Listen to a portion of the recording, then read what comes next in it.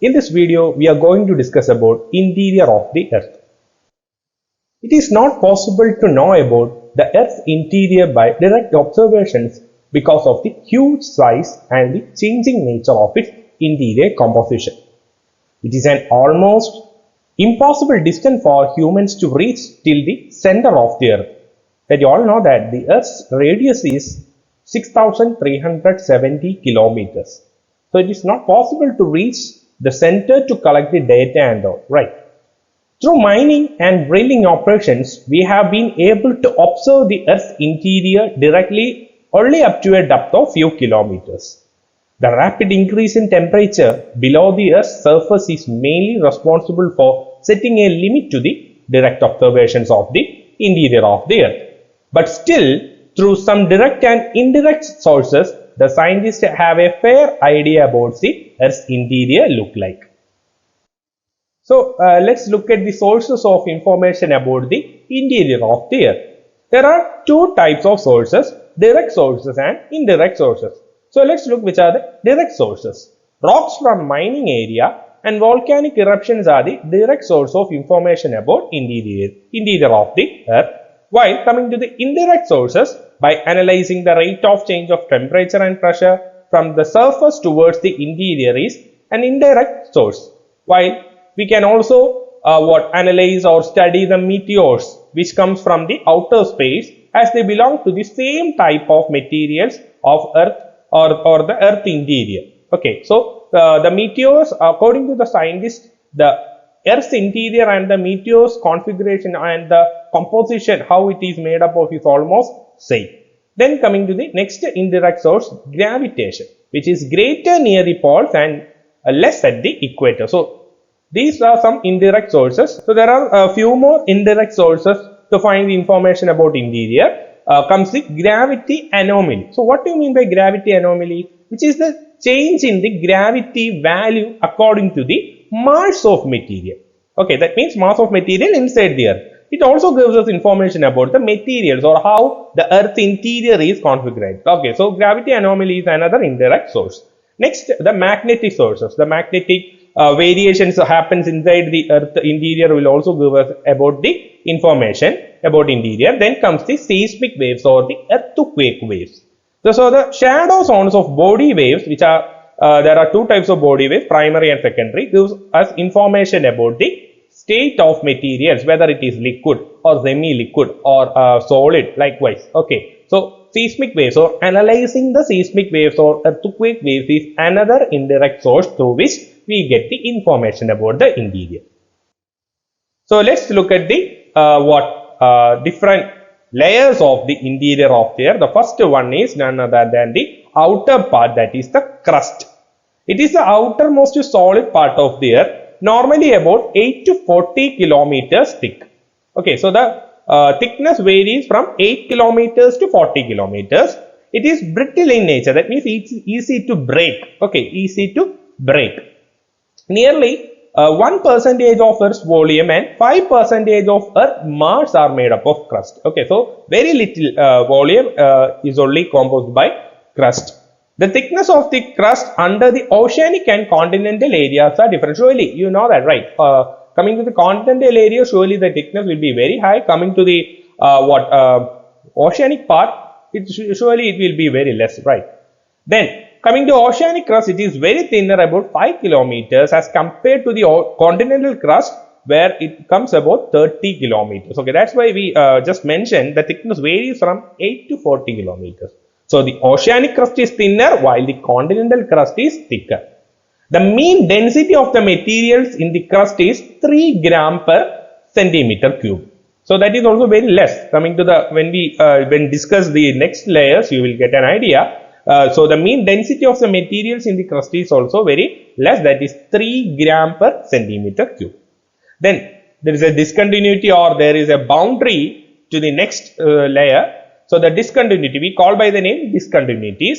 So the discontinuity between the hydrosphere, that means the water sphere or ocean, and the crust is known as Conrad discontinuity. Okay, so Conrad discontinuity is the discontinuity between hydrosphere and the crust. Okay, so let's move to the next layer, mantle. The portion of the interior beyond the crust is called a mantle. Okay, so after crust comes the mantle. The discontinuity between crust and mantle is called as the Mohorovic discontinuity or simply Moho discontinuity. Okay, so Mohorovic discontinuity is the discontinuity between crust and the mantle. The mantle is about 2,900 kilometers thick. Look at the thickness compared to crust, very large, right? So coming to the thickness of crust, 8 to 40 kilometers, and there is also variation between continental and oceanic crust. But coming to the mantle, look, it's 2,900 kilometer in thickness.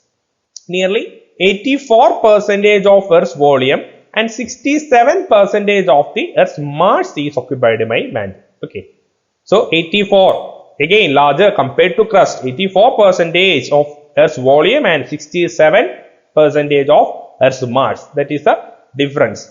Then the density of this layer is higher than crust and varies from 3.3 to 5.4 gram per centimeter cube.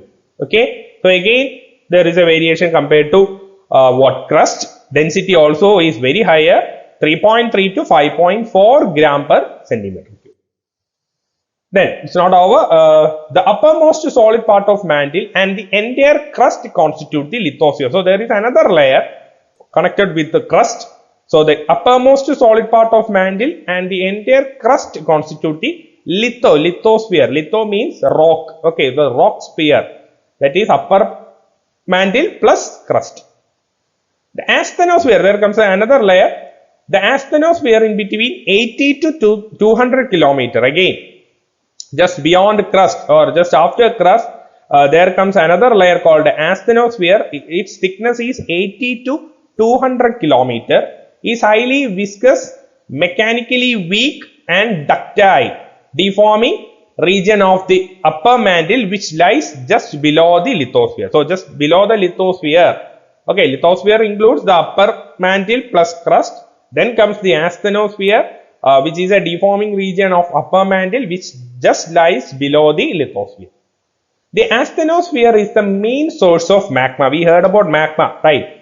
Whenever you just read about the volcano or volcanic eruption, magma which comes out as lava. So the main source of magma is the asthenosphere. It comes from this asthenosphere. Okay, and it is the layer over which the lithospheric plates or tectonic plates, we call by the name tectonic plates, lithospheric plates or continental plates. All these plates lie above this asthenosphere. Okay, so the lithospheric plates or continental plates move over this asthenosphere.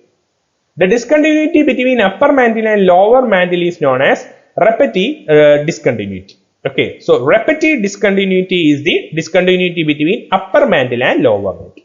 The portion of the mantle which is just below the lithosphere and asthenosphere but above the core is known as mesosphere. Meso means middle. Okay, so the middle layer, that is a portion of mantle just below lithosphere and asthenosphere, is known as mesosphere. So the last layer, core. It is the innermost layer surrounding Earth's center. Okay, so which is the center part, that is why it is known as core. The core is separated from the mantle by Gutenberg's discontinuity. So the discontinuity between mantle and core is known as Gutenberg's discontinuity. It is composed mainly of iron, that is Fe, and nickel, that is Ni. So it is mainly, that is the core mainly composed of ferrous and nickel, and hence it is known as knife. Ni for nickel and Fe for ferrous. So iron and nickel are the main constituent of core. The core constitutes nearly 15% of Earth's volume and 32.5% of Earth mass. So again, you get an idea that from crust to core, the density, the volume, everything, okay, is increasing. The mass, everything is increasing. Also, coming to the density, the core is the densest layer of the Earth with a density of that means between 9.5 to 14.5 gram per centimeter cube. So compared to mantle, again very higher. Okay, so then it is the densest layer and its density varies between 9.5 to 14.5 gram per centimeter cube. The core constitutes of two sublayers, just like upper mantle, lower mantle. Coming to core also, there are two subdivisions, that is inner core, which is the center part, and the outer core. The inner core is in solid state and the outer core is in liquid or semi-liquid state. So that is the state, how it is composed. That is inner core is in solid state while outer core is in liquid state. Then there is also a discontinuity. The discontinuity between upper core and lower core is known as layman discontinuity. Okay, so layman discontinuity is the discontinuity between upper core and lower core. And bariosphere is sometimes used to refer the core of Earth or sometimes the wall interior. So there comes another new word or keyword called bariosphere. So bariosphere is sometimes used to refer the core. Core is also known as bariosphere. Okay, so there are two core or sub layers are there, inner core and outer core. Inner core is in solid state while outer core is in liquid state or semi-liquid state. So in between also we discussed about discontinuities, right? So here are some names. So already we discussed some of them. So let's look at which are the seismic discontinuities which comes part of this interior. So seismic discontinuities are the regions in the earth where seismic waves behave a lot different compared to the surrounding regions due to the marked change in physical or chemical properties. Okay, so what do you mean by seismic discontinuities? They are the regions in the earth where seismic waves, already we discussed in between we discussed seismic waves or earthquake waves behave a lot. That means that there is a difference in the seismic waves compared to the other layer or the surrounding region. Why? Because of the physical and chemical properties. So let's look which are the important discontinuities. First one is Conrad discontinuity, that is the discontinuity between hydrosphere and the crust or the water sphere and the crust. Then comes the Mohorovic discontinuity or Moho discontinuity, which separates the crust from the mantle. Then Rapachy discontinuity, which is the discontinuity between upper mantle and lower mantle.